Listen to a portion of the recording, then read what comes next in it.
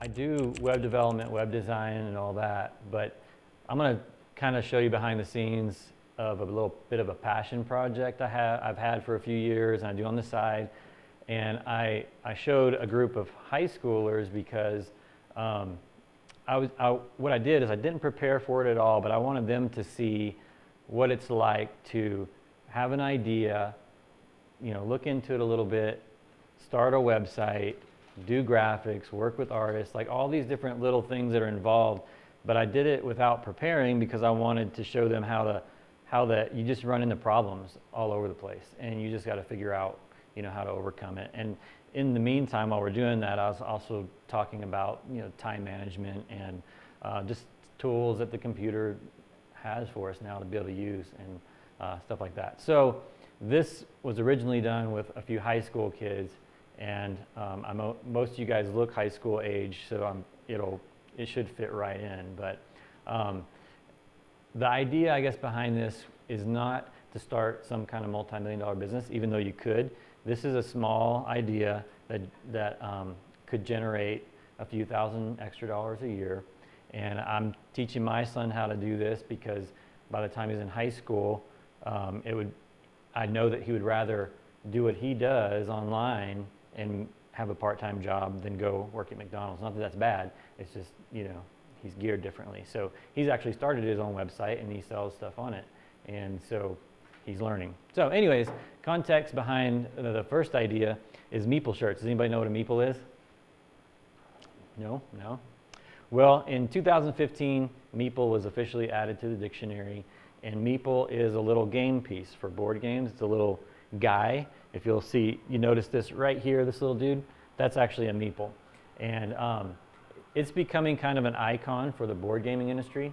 And so I'm into board games. I enjoy board games a lot. I'm not talking about Monopoly and stuff, but I'm talking about I guess a popular one would be Settlers of Catan or Ticket to Ride or something, but there's hundreds of other ones. And so I'm into board games. I like design, and I like e-commerce and all that. And so what I did is I turned this into kind of a side project. And so I'm going to walk you through how I started this, and then we're going to talk about another one real quick. And since I don't have very long, I'm going to go fast, and I'll probably skip a lot of nuances. But if you have questions, I'm totally cool if you want to interrupt and ask, or ask me later, or whatever. But we'll just dive in, and so you'll see a behind the scenes of an actual project that's going. So I first had the idea, and I went to Kickstarter. Do you guys know what Kickstarter is? Does anybody not know what Kickstarter is? Raise your hand if you do not know what Kickstarter is. I want to know who I'm talking to. So everybody knows what it is. All right. So I had an idea, and before I put a lot of time and money into it, I wanted to figure out if it was actually even viable to do. So I went to Kickstarter, and the idea was I wanted to create these shirts that revolve around board gaming. So I called it Meeple Shirts. And the reason I did that is because I went and looked for t-shirts for something that I was enjoying, and there were board game shirts out there, but they were really cheesy and ugly, and I wouldn't have really wore them around. So I wanted to bring some design into it and make some cooler t-shirts. Really, that was kind of the bottom line. I wanted it for myself. So I went out there, I went to Kickstarter, and I had I pitched a few ideas of what the shirts could look like and just talked about my idea for it. And then published it, and I had 100 and something people, 111 backers, and I only needed $3,900. We raised $4,100.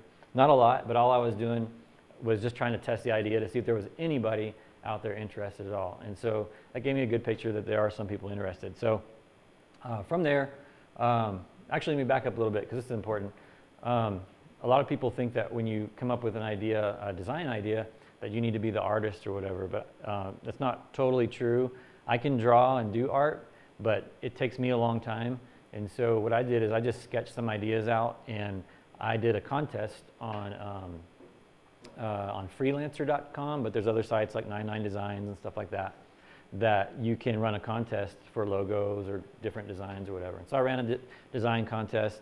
The guy that won, I paid him, and then I contacted him and built up a good relationship with him. So now I have this excellent artist, and he's in Bangkok is where he lives, but we have a really good relationship, and anytime I have some art that needs to be designed, I'll contact him and just sketch it, send it to him, he'll draw it really cool and send it back to me. So that's how I get all our designs, and I'll show you actually a really good example of that in a minute. But anyway, so he won it. I used his designs on Kickstarter, we did it, and then we got the shirts printed and shipped out. But this is the site today. It's meepleshirts.com, and it's all these designs that they contain meeples in some way, shape, or form.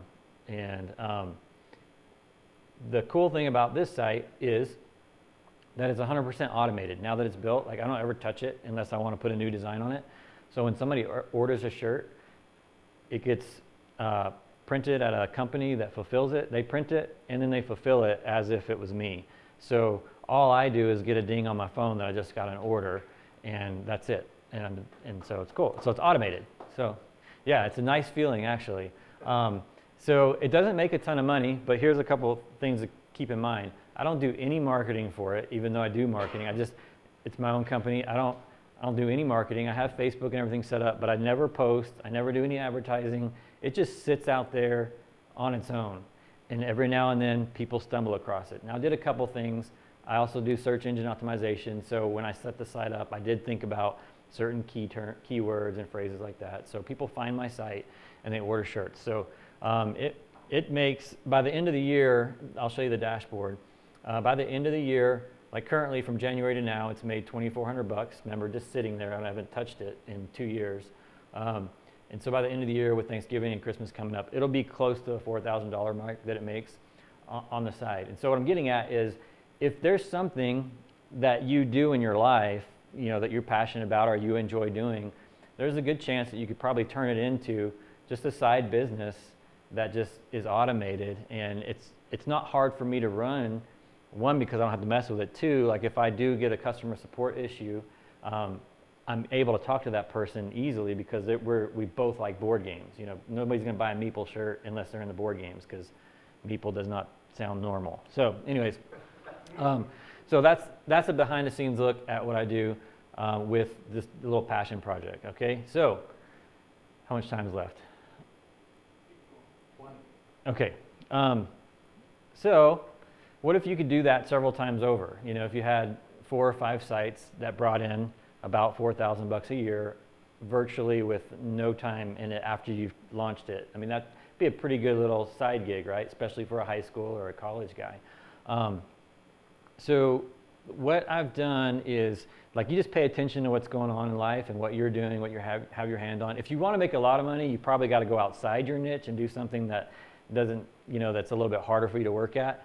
But if there's something you're passionate about, with just a little bit of elbow grease, you could turn it into a little bit of income. So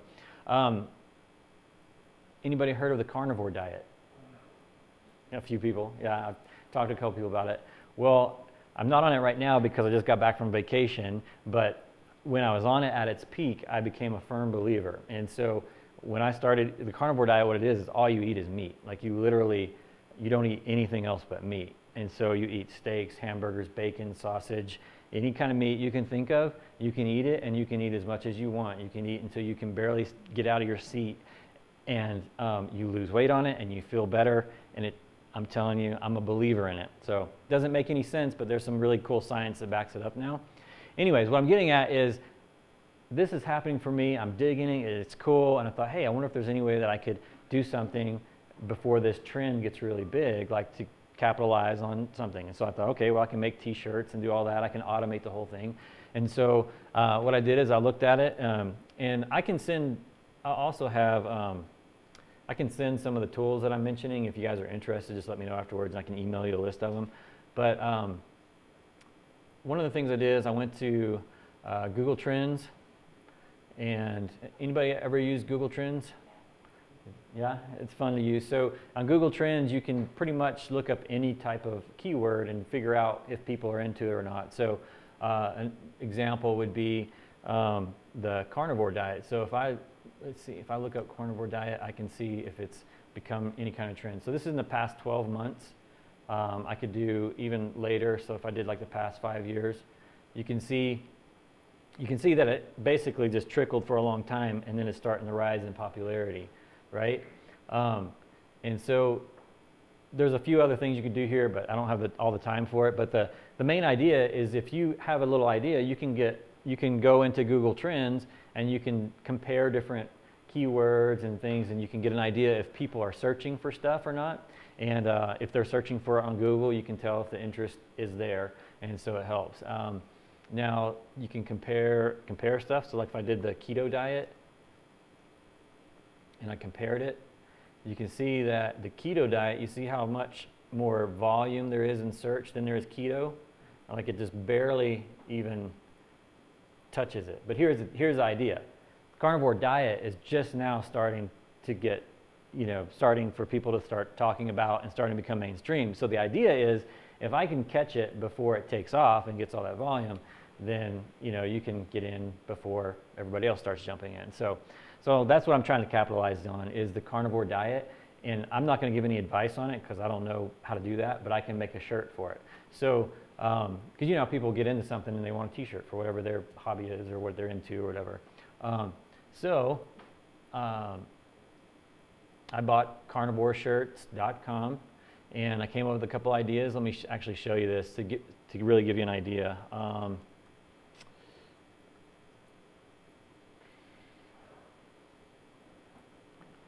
Yeah, here we go. All right, so remember I said you didn't have to be an artist. This is me talking to my artist in Bangkok, and I sent him this. Now don't laugh at this because this is a horrible sketch, and I can draw, but I just didn't on this. I did this in like 30 seconds, took a shot on my phone, and then I emailed this to him. And so this was my sketch that I sent to my friend, right? I thought, hey, this would be a cool shirt, so I sent these. It looks horrible, right? But I said, do what you can. Here's a little bit of inspiration. I sent him some links for inspiration and all that. And then he gets back with me, and let's see. This was his final design right here. So he was able to come up with this.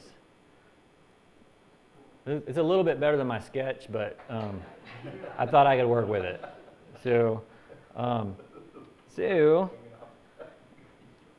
that little nuance stops a lot of people thinking they can't draw, and so it's actually kind of a big deal to be able to sketch something out and send it to an artist. And by the way, I've done this all over the world with different places. I did a dragon design with an artist in New York, and it cost me over $500. I do designs with my friend in Bangkok, and it cost me anywhere from $30 to $50, and he's stellar. So, and that's like he actually asked for less, but I pay him more. And I give him tips all the time too because he's amazing. But anyways, so that's an idea there. Let's see, and then I'm trying to skip a lot so we can keep going. But one of the things I did with the high school kids is we went to Trello, and Trello is a tool. Some of you guys are familiar with it. If you're not, it's really, really powerful. You can use it. It's free. They have paid versions, but even the paid versions are like $5 or something like that. But the free version, you can pretty much do everything you need to do on it. You can use it to organize anything. Like I use it to organize, actually let me jump here and I'll show you. I use it to organize pretty much anything I'm working on in life. My daughter and I are working on a tongue twister book. So we've come up, for the past several years, we've dumped every tongue twister that we've accidentally come across in here. And she's gonna draw a picture for it. And then we're gonna work on it. And eventually when we're done, we're gonna have a little tongue twister book that we're gonna sell on Amazon. But that's just to give you an idea of what you can use for Trello. I use Trello for movies I want to watch, clients that I'm working with, just about anything that you can think of, you can organize on Trello. And the high school guys that I showed this, they were digging it pretty good, talking about the games that they were going to play and how they were going to organize them on there and all that kind of stuff. But anyways, good deal. So that's what Trello is. Good tool to have in your pocket. One of the cool things about it is you can collaborate with teams and you can put files in here and you can subscribe to it, and great little tool to have. So what we did is I organized this little board as a to-do, doing, done list, and we just brainstormed all the things that we needed to do to get the site going, and we just dumped them in this list, and then we started walking through them. And so whenever we would do something like buy the domain, we would just drag it over here, work on it, and when it was done, we'd drag it over here. Setting up development. I'll go ahead and jump into development. That way I don't waste y'all's time when we don't have very much time left. The site that Meeple Shirts is on is Shopify, and you don't need to know any code to start it. So you can just click a button, add your information, and launch a site basically. And so That's what we did with the high school guys as we walked through just launching a site. I have a partner thing, so when I create a store, I just click that button and fill out a couple things and launch the store. So to give you an example, I fill this out, and then when I hit save, the store is already created, and all I have to do is add products and some designs and photos and stuff like that. So that's what we did with the Carnivore shirt is we just launched the site like that, click of a button, and now we just need to add the products. And to show you how we did that, I have a t-shirt mock-up that has all the different colors on it. And so I just grabbed the design that my artist friend sent me, and then I copied it in here, and then you can just create your mock-ups like that. And it's pretty simple once you have the template, if you wanted it on a red shirt, or if you wanted it on, a different color shirt, and you just play around with that. So that's the mock-ups. And the reason I'm bringing this up, a lot of people get hung up because they think they have to take photos and do photo shoots and all that, but you can pretty much get everything running without doing big photo shoots and all that. Now, obviously, with clients, we'll do photo shoots and do a lot more professional stuff, but this is, like I said, a passion project, just getting it launched and going. Let's see what else. Can't think of, what else could we talk about? Anybody have questions about stuff? I skipped a bunch just for time's sake, but go ahead. What is the minimum monthly price for Shopify, and if you could repeat the question so it's on the recording? Great question. Brad asked, what's the minimum monthly fee for Shopify? They have several different tiers ranging from $8 all the way up to a couple $1,000, depending on the amount of products you sell. My Meeple shirts, I'm on the $29 a month plan, and it pays for itself. So if you're not sure, and by the way, when you sign up, you get like a 30-day trial. So you're still in testing mode, and if you don't have one sale, you can figure that out. The other way to do this is to use a platform like WordPress, because you can host that fairly cheaply and use like my son's website. He did it all on his own, and it's on WordPress, but you can still purchase products from it. So this is his site. So he built this site, and it's on WordPress, and his shop has products just like my Meeple shirt stuff, and we connected it. You can connect this to the same fulfillment company. So when somebody orders from his site, it'll go to the same fulfillment company that I have signed up with, and they print it and ship it out. So that's his deal. So that's just to give you an example of off of Shopify if you're trying to save money or whatever. But the reason I like Shopify is because it's built for e-commerce, and it gives you all the tools you need to run promotions and keep track of reports and things for accounting and all that kind of stuff. So, yes, sir. Did you talk about fulfillment? Fulfillment company, that's a good question. Yeah. So the question was talking about fulfillment companies. I actually put a lot of thought into the t-shirts, a lot of thought into the fulfillment companies. I vetted and I talked to several different ones. They all have their pros and cons, and I think any one that you go with, you'll have good stuff and bad stuff. The one I landed on is called Scaleable Press, and how it works is you just connect your site to it in the back end, and when an order is placed on your website, it automatically gets sent to them, and they can do all kinds of products. I just do t-shirts and a couple of coffee mugs, but you can do bags and embroidery and all kinds of other things too. They're free, other than when you get an order, you pay them to fulfill it. The reason I went with Scalable Press is they were the cheapest pricing out there for some of the same exact products. They don't do as much of the fancy stuff. Some of the other companies will add like fillers into your bags, like stickers, and they'll do a lot more personal touch to it. But I didn't need that. I just needed my shirts to go out. So I use them because they're the cheapest. And I haven't had any problems with them. If I've had a problem, they fix it really fast. They give you a portal to just go, hey, we had a misprint, and they usually ship it right back out. So, yes? What are some of the other fulfillment companies that you don't run off the top of your head? Don't remember them all. I know there's one called Threadless. It's Threadless is one. They have Printful is another one. And almost all of these connect to the back end of Shopify pretty easily. And like I said, there are some good ones out there. They're just more expensive. So I try to keep my shirts under 25 bucks, and some of those other ones charge like 20, 25 bucks just to print, and then you got to try to make a profit on top of that. So it's really tough. Yes. So it looked like your average sale on your Meeple site was about $33 average. Yes.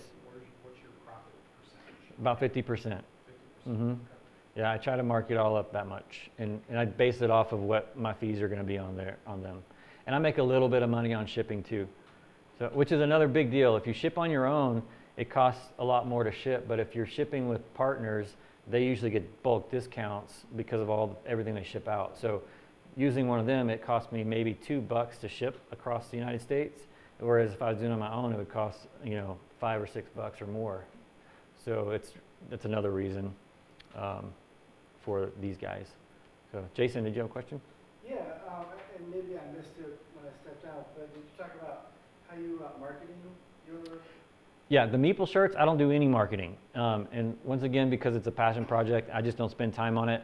As far as marketing goes, it's like if you're a mechanic and your car's usually broke down, or if you're a yard person and your yard's a mess. It's kind of my thing. I'm a marketer, but my own things are just not going anywhere. I'm doing it for everybody else. So it just sits there. But yeah, and it depends on what you're doing. For me to actually, if I want to just focus on it, I would focus a lot on social media with that, because the gaming industry, people that are in the games, they communicate online, and I would get into the niche sites like Board Game Geek and really tap into that kind of stuff, and set up Google ads and all that. But yeah.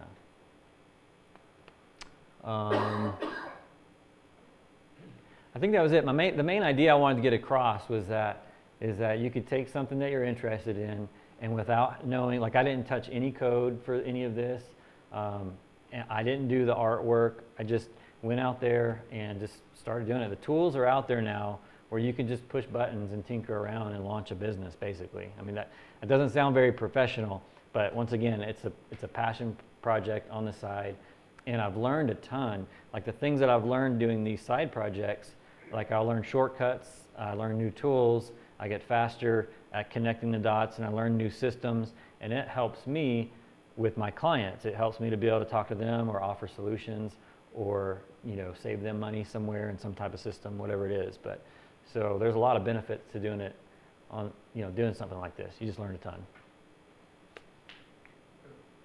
I just want to let you guys know that Justin, over the summer, took the interns that we had and did this similar presentation, but in about 4 hours, they went from idea to just shy of punching the button to go live online, ready to start a business.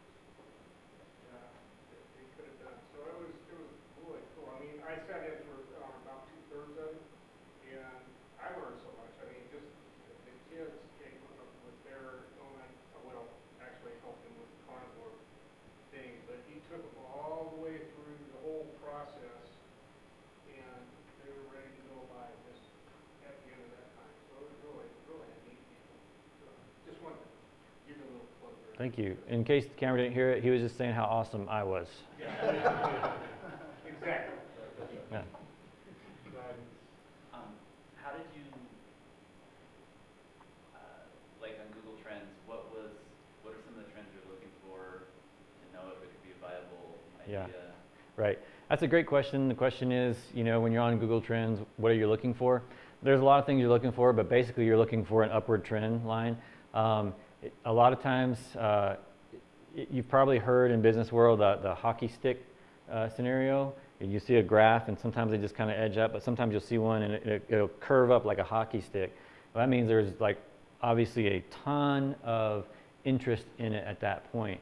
But you're not just looking for a hockey stick. You want to kind of base it on other things. Like I looked up the keto diet, and we know that when diets become a trend, it can go up and down. But here's an example of a bad trend to get in on: fidget spinners.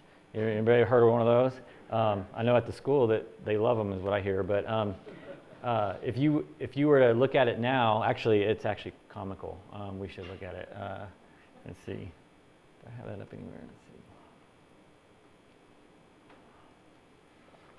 So you're looking, to answer your question, you're looking for something that that is going up and that you think is going to be around. Like when I got into, so there's fidget spinners now, and if you look at it over the past, let's just do the past 5 years, you'll see it had its day of glory. You see this?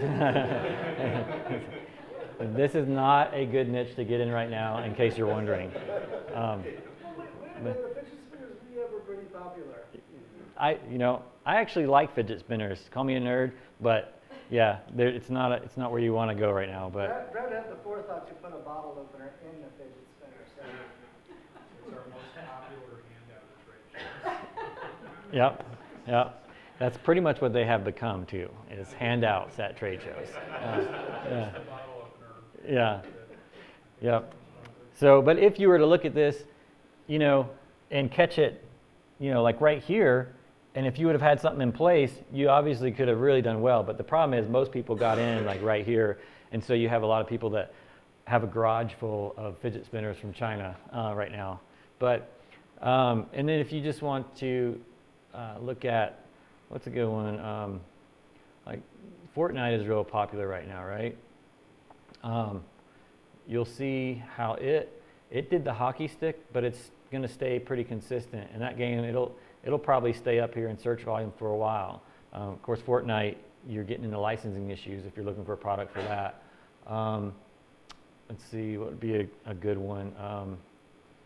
Is anybody looking at ideas right now? I mean, this could go really disastrous, but Krav Maga, how do you spell it? K-R-A-V space M-A-G-A. Okay, Krav Maga. So this is over the past 5 years. So the bad news with this one is it's got a declining interest. That's not a red flag. It is a red flag, but it doesn't mean no. But it just means that overall, in the United States, I think is what I have, the interest is downward. What numbers do on the left-hand column? What do those represent? Millions? I'm not sure actually. I don't know. Here it is. Let's see. The number represents search interest relative to the highest point on the chart for the given region and time. Value of 100 is the peak popularity for the term. Value of 50 means the term is half as popular. 0 means it wasn't popularity. Rather than raw search. Mm-hmm. But you can see the raw search volume on AdWords tools. Right, correct. Mm-hmm. Or what do you use for keyword tools? I used longtailpro.com and I used seranking.com, but those are paid. You can use SEM Rush is a good one. Stuff like that. Any tips on brainstorming ideas besides just kind of keeping your eyes open to your own interests and that kind of stuff? Yeah, I mean, I don't have tips for brainstorming ideas other than just do it, and I think that's how we've all come up with ideas, and that's part of Tech Start. What's fun is I think we've birthed, well, I know that Steve and I have started we're doing a t-shirt company. It's been on the back burner for a few months because of life, but we started Cryptoballistic.com, and that was going to be all t-shirts based off of cryptocurrency stuff. So we were going to have these slogans, and we did the same thing. We actually have some cool designs, and Steve told me that he's not the idea man. He doesn't know what to do, but who had probably 99% of the ideas was Steve, because he was into the cryptocurrency. So all the slogans and all the cool ones came from Steve. So You said I'm cool. yeah, Steve Roman is cool for the camera. My tip is go talk to Ian. Ian's got tons of ideas. Ian is an idea person, definitely. No idea. I know we're right at time, but I had a couple of quick questions for you. So you're an artist in Bangkok, so some people don't like to reveal their artist. So Mhm. is he somebody we can also work with? And if not, how do you recommend finding someone like that? To answer your first question, I would absolutely recommend him, and I would love to send him business. As a matter of fact, I have Ian uses him. My friends JD and Amy Krause for their company uses them, and I've recommended him several times, because usually, and this is actually a nugget to think about, a lot of people, especially business owners, when they get on Freelancer or 99 Designs or Upwork or any of those things, and they try to get a really good deal on a project they're working on, they'll get a good deal usually. but don't treat those people like crap, because they're feeding their families and everything like that. And so try to build a relationship. If you find somebody that does a good job, like, you should build a relationship with them and send them business, because they are. So anyways, yeah, I would recommend them, and I can send, information for all that if you want. Let's get all of the recommendations you had and Mhm. put them in a description for the video. Okay. Post the video. That would be great. Yeah. What would you charge to help somebody start a business? Do you do an hourly consulting rate or Mhm. group workshop And project? I want to add to that. Would you be willing to do a workshop where you could do 4 hours, and possibly everybody that comes to the workshop obviously compensates? Right. And we know you're trying to feed your family, but we'd like a really good deal. Yes. Yeah. As long as you don't treat me like crap, I'll be good. We'll treat you guys Bangkok well, but you. Okay. Well, so to finish the artist question too, to find one, run a contest on 99 Designs, and when I say run a contest, you pitch an idea and all these artists submit entries, and then you pick the very best one, and they win and you pay them. And that's how I found my artist. Is I ran a design contest for a couple ideas.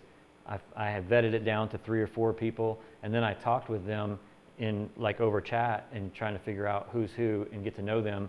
Well, my friend Darwin in Bangkok, one of the questions I asked is what is your passion? If you could do anything, what would it be and do? And his, I kid you not, was he loves to design art for t-shirts. That's what he does.